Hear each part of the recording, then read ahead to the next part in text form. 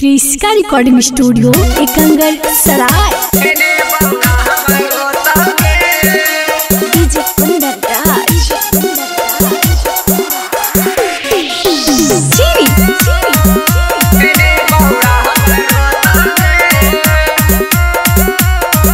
Presented by Kriska film. आगे शेखपुरा मंदिरिया में तोर सदिया होतोगे, आगे शेखपुरा मंदिरिया में तोर सदिया होतोगे, क्यों ने मतरा टोतोगे हेने बौड़ा हवा रोतोगे, क्यों ने मतरा टोतोगे हेने बौड़ा हवा रोतोगे।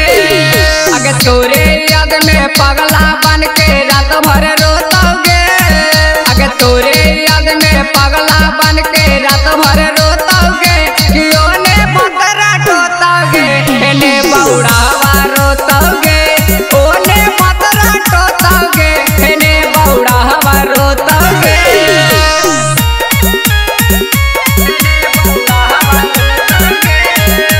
डीजे कुंदन राज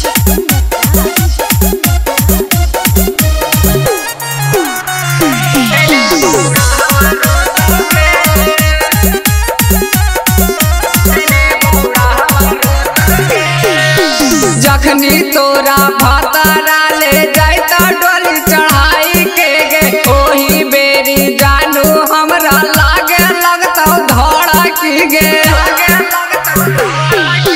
जखनी तोरा भातारा ले जाता डोली चढ़ाई के गे, ओही बेरी जानू हमरा लागे लगता धड़ा की गे।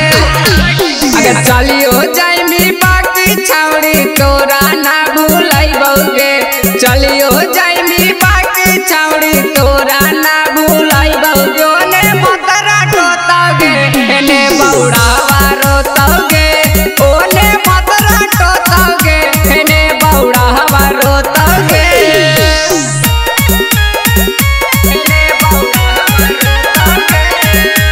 डीजे कुंदन राज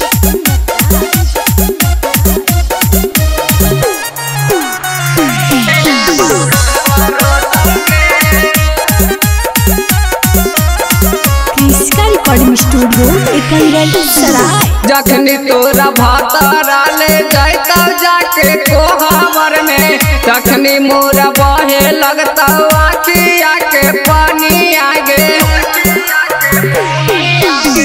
जखनी तोरा भातारा ले जाता जाके कोहावर में, तखनी मोरा बहे लगता आखिया के पानी आगे।